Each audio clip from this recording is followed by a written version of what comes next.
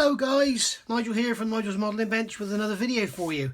And today we've got another product review, and this is from what I think is a brand new company called Modelers.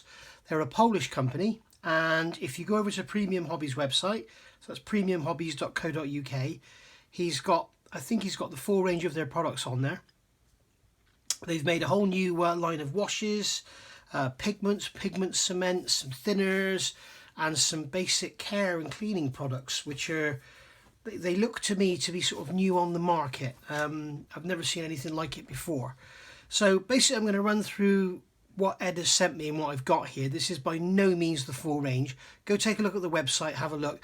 Anything there you fancy, don't forget NMB10 and you'll get your 10% off. So first of all here we've got a leveling thinner for brush painting. And this is basically, as we all know, Tamiya paints can be quite difficult to brush paint, so they do their own retarder. This is the same kind of thing, and I'll do a demonstration in a minute. I have tried it, and it does seem to work very, very well. As we all know, one of the biggest problems with brush painting Tamiya is the brush marks, and the fact that quite often it tries to, when you go back over it, it tries to lift off what's underneath. This kind of prevents that. Then we've got a product here which is called Airbrush Cleaner. Now I thought this was an airbrush cleaner, and then when I read on the back, it's actually it's a cleaner for cleaning wet paint. So if you've just used your airbrush, you could clean it out with this. It's got a really interesting little dispenser on the top, like a dropper, the same as like the MRP paints, but this one actually works, and it fits my airbrush perfectly. And you can see all you do is just hold it upside down and give it a shake, and you get some out, and it's really, really good. And basically what it is, it will clean wet acrylic paint. It says acrylic paint and acrylic lacquers. Now it's also for cleaning tools and everything. So basically it's a cleaner for wet paint, but apparently it dries and leaves a residual coat which makes everything smoother and makes future lots of paint come off easier. So this is something I can't trial now. I can put it in my airbrush, and I have, but over time we may see an improvement when I'm using Viejo paints and stuff. Let's see with the big buff build. But basically I have put it in there. Another nice thing about this, I meant to say, with this one, okay, there is no smell. Okay, it could be water, it's not, but it could be. It's just, it doesn't smell. And this one has a really nice, these safety lids, it has a very nice kind of clean smell, if you like, almost like what you might find in a hospital that they clean down an operating table with or something. It's really, really nice stuff. So that we'll have to wait and see how good that is. Now, then we've got this Brush Care shampoo. Now this is I'll show you it here. Some of you guys are going to laugh at this. It's a funny substance. Okay. I know what you're thinking. And basically it sort of strings and everything onto the top. And what you do is you come along with your brush, and you first of all, let's grab a brush up here. The first thing you do is get one that's not full of Mr. Surfacer. Let's get this one back here. The first thing you do is you clean the brush in water. Okay, so that's what I've done there. Just dry it off. And then you roll the brush around in the Brush Care shampoo. Okay, and then do you let it dry, or do you... You basically clean it in that, and basically if there's sort of residual paint in the brush and it makes this substance turn a different colour, then basically that's it, your job done, and then you can just wipe the brush off. I have done a trial. I put this in some water and it didn't seem to dissolve in water, which was very, very funny. You think it's like a shampoo, like like a hair shampoo, but it's not. Let me just switch the camera off and read the label. I just want to check, because I'm sure I read that you can leave it on there and it will actually shape the brush for you. Let me just check. Yeah, it says it can be used to form a tip after it's left to dry. So I'm assuming you would basically put it on like this. We can see some bits in there coming out of the brush. So I'm assuming you would put your brush in like this and then form a tip like so, and then leave it to dry. But it says it also retains the brush's elasticity and all sorts of things. So yeah, it's something, like I say, it's something I can't sort of trial now. I need to let you know what it's like, but we'll see how that brush dries out, and we'll look at that in a future video. So that's that product. Then we come on to the oils. Now this to me is fantastic news. It's not an acrylic wash, it's an oil wash like it says on the label. I've got 3 here. I've got Old Rust, Industrial Dirt and Light Brown. The range is massive. I'm going to get on Premium Hobbies and order some more because they are incredible. Now, what do we all hate about acrylic washes is the fact they don't tend to perform very well as good as oil washes. What do we hate about oil washes? Generally it's the stink. The enamel thinners absolutely stinks, and you leave a rag in the bin. I've mentioned it before, and your whole house stinks by the morning. So this stuff is amazing. It's got these safety caps again, which are a bit of a pain, but you know, it's 2020, and it smells, I don't know what it smells like, but it certainly isn't rancid or acrid. It's not a horrible smell like most oil washes are. We've got all our hazards on there, so it is quite hazardous. And then basically you've got here, there's a thinner and a cleaner. So this is obviously going to just be like an odorless thinners. It says for thinning and wiping oil wash and oil paints, low odor, supreme quality. So this is just going to be like an odorless thinners basically, which is absolutely fine. But if you look around, getting odorless thinners now can be quite difficult, because if you look, the one I use, this one here, certainly in Hobbycraft, this is becoming unavailable. Now there's a new one on the market which is low odor solvent, but it doesn't actually say what it is, and that's the Winsor & Newton products. So I wouldn't like to chance using it because it might attack our acrylics. But and we also know that certainly Bandai, the plastic becomes attacked by certain thinners and stuff, so we need to be careful. But this, I think, is an extremely good product, and it's got a safety cap again. The big beauty of it is it hardly smells at all. It's hard to describe what it smells of. I can think of nothing else that smells like it, but it's such a faint smell. And we are going to give that a little go in a second. In fact, we'll give that a little go now. So I'm going to get some of this one, okay? So I'm going to give it a really good shake. It comes with a ball in the bottle, so that's a really good thing. Okay, so we'll use the Industrial Dirt, which is probably the one I will use most of, and we'll really go to town with these when we finish the Book and the Sherman, I guess. So I'm just going to put a couple of drops in there. Look at that brilliant little drop dispenser, and I'm just going to wipe the top off so it doesn't run down the sides. Okay, designing these bottles with a drop dispenser must be really difficult. Now this is a glass bottle, so that's a good thing. So you're not able to squeeze it, and then you've got to think about, you've got a drop dispenser. So I can mix that up in there. You've got a drop dispenser that isn't going to clog up and everything. So very, very difficult. So let's just try this. So let's just do this as a pin wash. So we'll put that in there. Oh yeah, look at that chasing, and that's on matte paint. Remember, this is not a gloss finish. That's on a matte paint.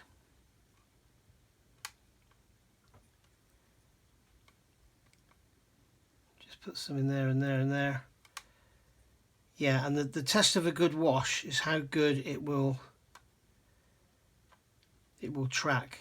Now, bearing in mind, as I say, this is a matte paint, and some of it's quite rough. But yeah, that's tracking beautifully. Okay, and then what you do is basically leave that to dry, which we'll come back and do in a minute, and you would just go over it with a cotton swab, and it will leave the thinners in the lines. So there we go. And of course, the other thing you can do with this is you can take some of your oils, thinners. Put some in there.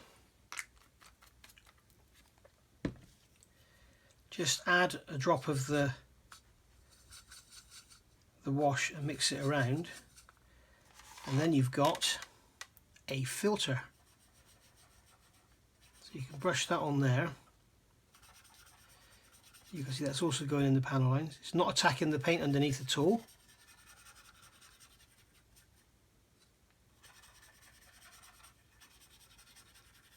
And you can see that what a filter does, what I found with a filter, particularly like something like this colour, on say that boot, in fact I will do it on the boot, where you've got the Russian camouflage colours or the German World War II colours, when you paint them they are very distinctive in their different colour, and when you go over it with a filter, especially like this brown colour, it kind of makes it all look like one. It's very difficult to describe. To the newbies out there, you need to try it and see what I mean. But you can see here, you know, here we've got this green and this black and this, you know, it's all sort of not very definite. As soon as I go over the filter, watch. So it all just sort of pops. So that's all come out. You know, I'll do the same down here where we've got this brown and the green here. Watch. See how the lines become more defined? Now we'll use this on the B52 and I'll do some streaking with it. But basically that is what you do with a filter. You just put it on and let it dry, and that's it, job done. Now this is practically dried already, so I can come along now with a cotton bud, and I'm going to naughtily use a bit of this here rather than waste any more thinners. And I'm just going to damp the cotton bud and just wipe over, and it will leave the wash in the lines. And then you can come over with a cloth and just wipe away the excess, just like that. There you go. Now you would normally leave that longer than I have, because as you can see it's pulled some out, but basically that's what you do, and then you've got a wash in the lines. Now what you can do is come along with a very thin wash like this one. This will be like 70% thinners, 30% wash, and when you consider the wash is already 90% thinners, you could do this, just touch it in there.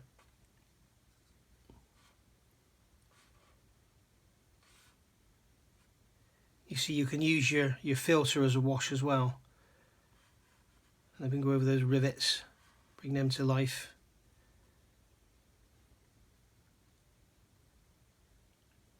Just lighten these panels.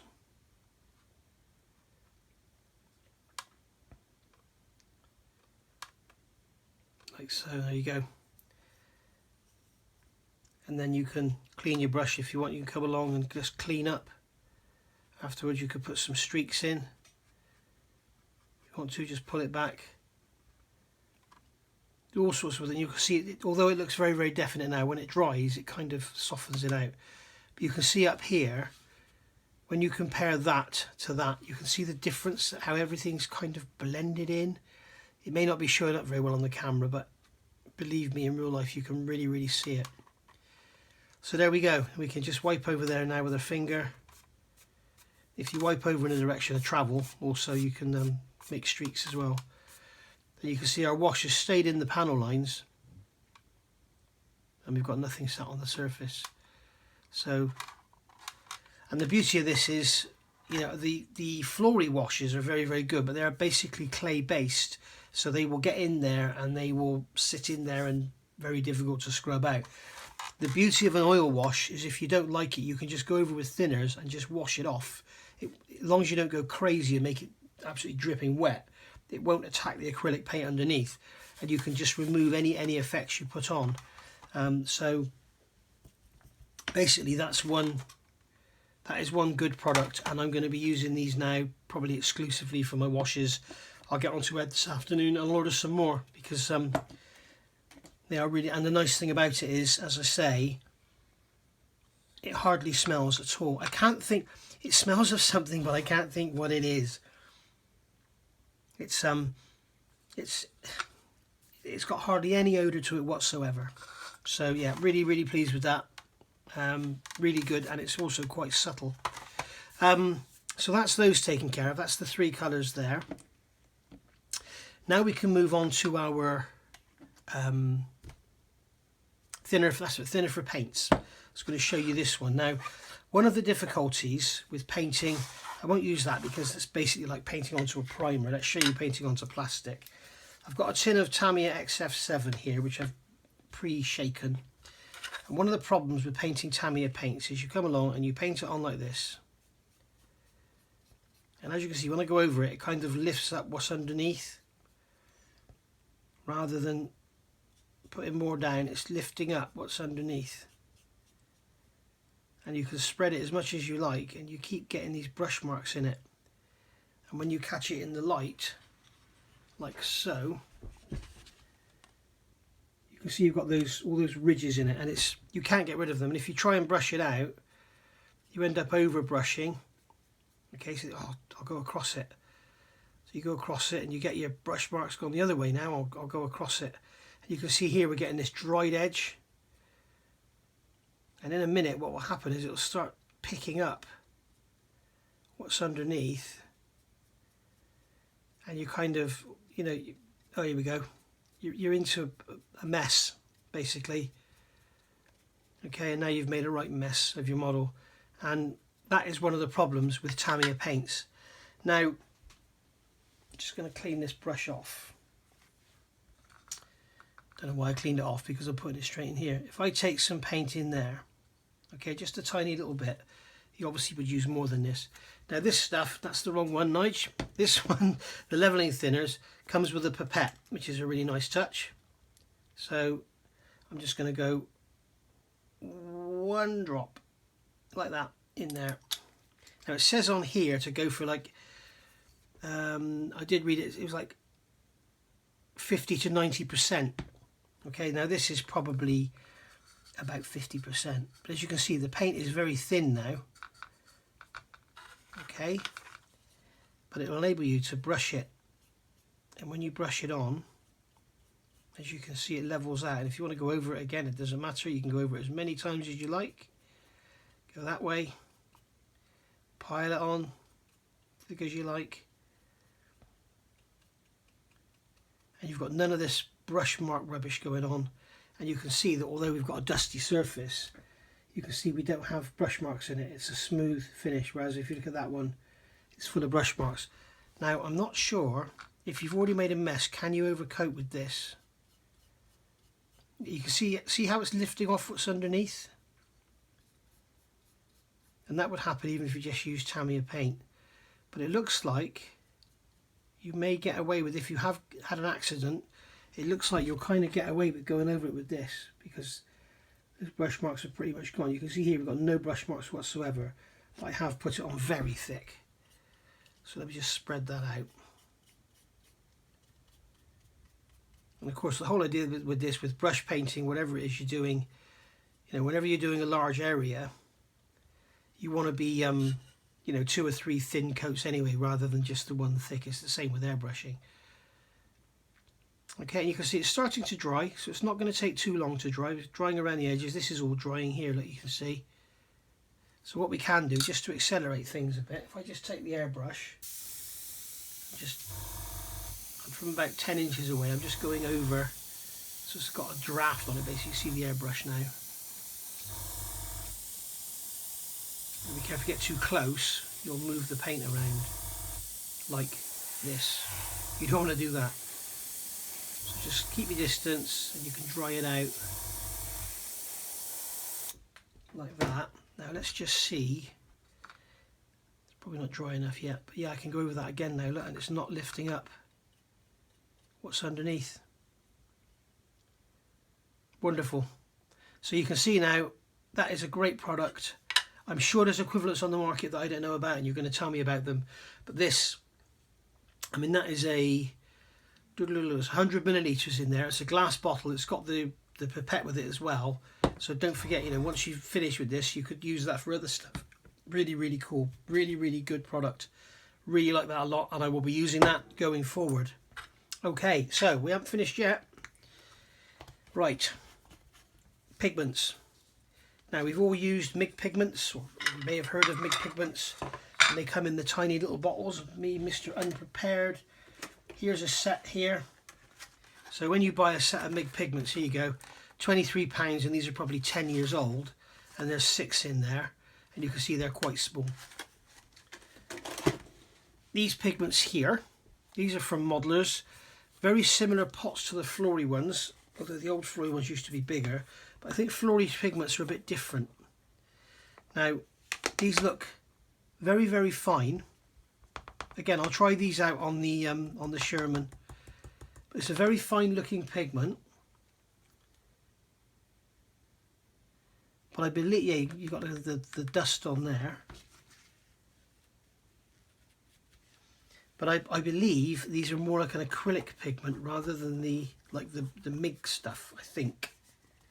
In fact, I don't think MIG's even going anymore, is it?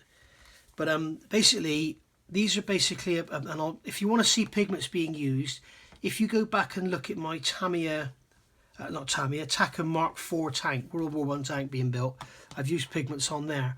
And they've also got a Pigment Cement, which is basically, again, it's got a ball in there to aid shaking, which is a good touch. And when we look at this stuff, it looks like white glue, but it doesn't smell a bit like white glue. So I don't know what it is. It's probably an acrylic glue, transparent after drying. But basically what you would do with this is, what they're saying is, let's give this brush a clean.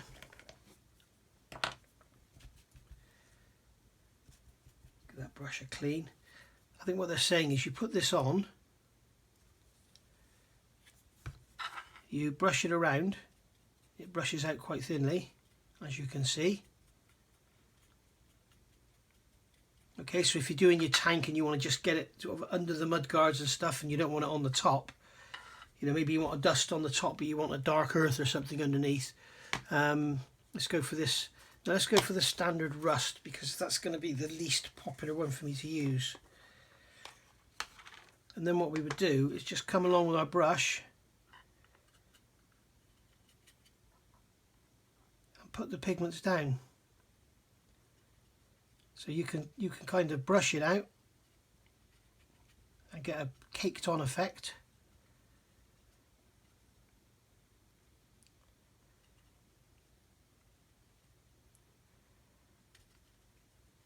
Like so. Bearing in mind this is over white plastic, you would normally be going over, you know, your camouflage colours, so it would show through. There we go. So that's gone like that. Okay, get rid of that dust, and then you can leave that to dry. Or the other thing you could do, I think it says you can thin this for a wet mud effect, paint with satin gloss varnish after drying. Yes, so once that's dry, you could go over that with some varnish, and you could make it into a, you know, a wet look sort of thing. But also what you can do is come along with some X20A. Oops, come here, Mr. Unprepared. I'm just doing this. I believe this will work. We come along with a drop of X20A. This is a Tamiya thinners, or any acrylic thinners, I think. And then just drip it on like that. And that'll help it all to just bind down. Okay, so you've used this to sort of fix it in place, and then you can come with the X20A, and then when that dries, that'll be all down.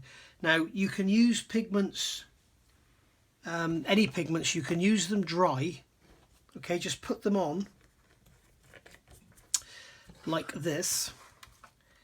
Give this brush a clean. In fact, I'll use another brush.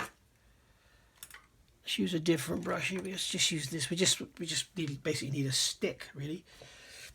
So what we can do is, God, these lids go on tight.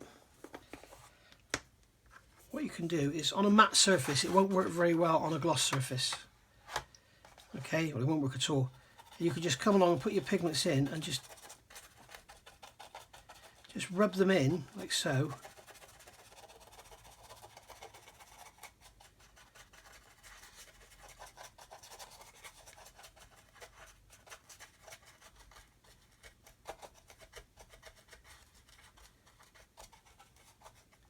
Okay, and then that is just in there now and drying. You can just rub that in with your finger, whatever, just to give it that dirty look. Okay, now if you want to remove that, you could come along with a wet cloth, come on with some water, and it'll all come off. Just like so. You can see it's gone. Okay, so that's the beauty of doing it that way. If you do it this way, it's fixed, that's it. Okay, so if you were, say, doing a tank that had some light use, you can see that that would be great up under the mud guards, sort of in this area around behind the wheels. The biggest problem is it is such messy stuff. What I would suggest, what I do, if you go to your supermarket and you buy a steak, it sometimes generally comes on a plastic tray about so big, and then it's got the vacuum for keep the trays, and they're really great. You could do your pigment work in them, and then when you finished, you could get all your pigments that have spilt over and put them into a separate pot and keep them together as a general mud mix or something. But that's, you can use the pigments like that. You can just put them on, brush them over how you like them, varnish over them, fix them, or if you're not happy, you can remove them. You could come along with a wet brush and manipulate them. You could make them into stains. There's a lot of stuff you can do. If you check online, the pigments are just amazing things. You can do absolutely anything with them. You can mix them with thinners and turn them into a wash. You can build them up and, you know, put them down with this sort of acrylic glue. The other beauty of this is it will dry flat. It won't dry glossy. So that's the trouble. If you just use white glue, it'll dry glossy. Let's see if we can just give this a bit of a dry. I think I put too much thinners on it, didn't I? But we just give it a bit of a dry. Perhaps if I go over the cotton bud, just soak up some of that thinners. But I'm sorry if this is dragging on for you guys, but I want to show you what you can do. And you can see that fine dust that we had on there here has become a real lumpy, muddy, cakey sort of mess. And it'll give you your caked on mud effects that you're looking for on your military vehicles. And then of course you can get the sand, and you could build up wet sand. If you want to make it look wet, you could put some gloss varnish over it.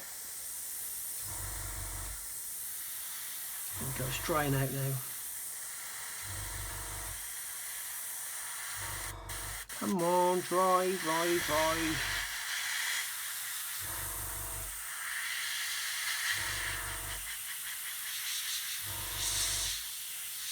There we are, we're nearly there.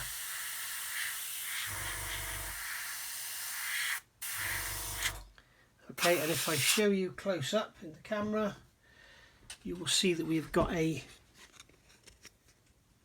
kind of textured, muddy, still a bit damp.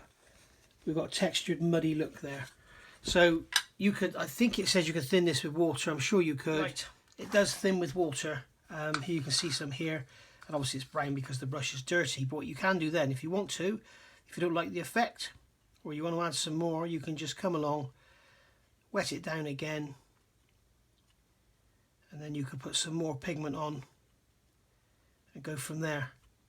Okay, if you want this, like this area here, to be clear of pigment, you can just go over it, remove the pigment from that area and push it all around. And then if you want it to be all rough again, you just put some more on top. Okay, the other thing you could do is rough it all up with some Mr. Surfacer first, then paint it brown, and then put the pigments over the top. But you would generally use more than one colour and sort of, I'll show you that on another build.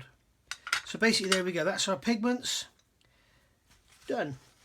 So what have we looked at today? We've looked at pigments and pigment cement. We've looked at our oil washes, which are wonderful. You can see there, they're all dry now and those panel lines are looking lovely.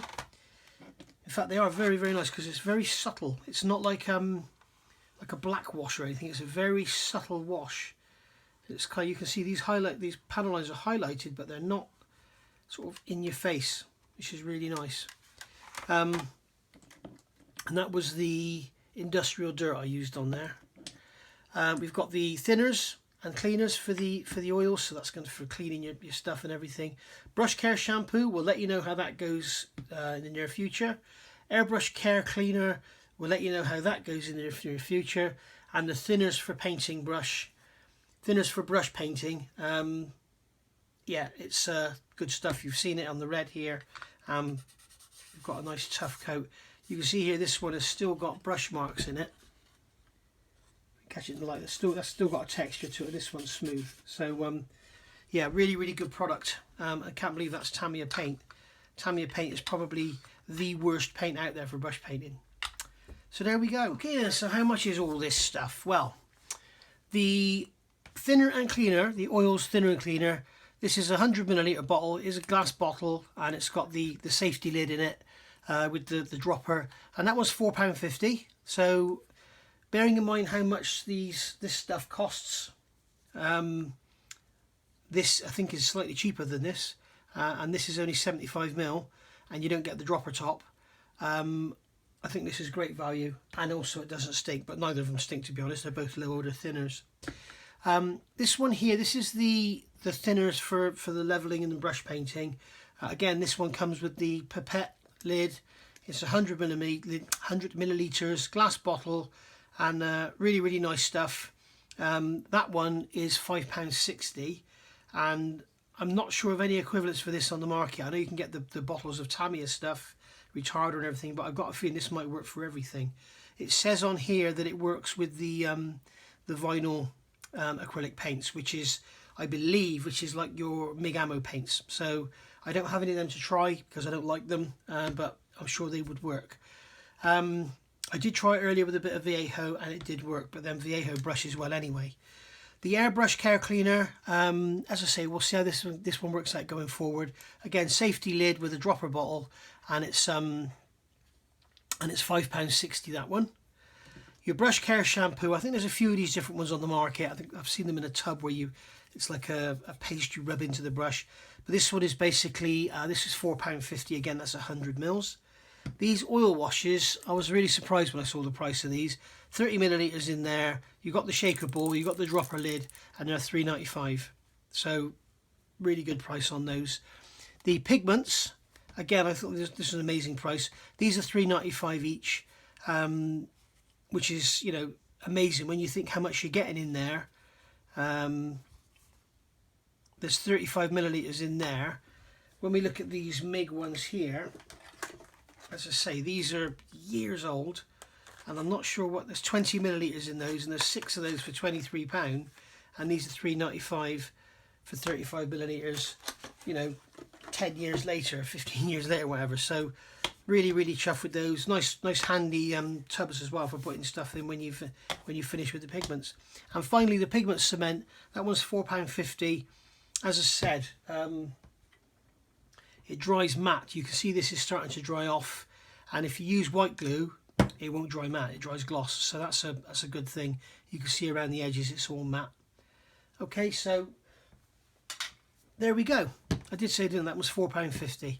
And don't forget the code NMB10, Nigel's Modelling Bench 10, when you order, and you will get 10% off of everything you buy, including even if it's already got a discount code on it. But yeah, really recommend out of this. If there was only one item I was going to buy, it'd be this one. If there was two, it'd be these two.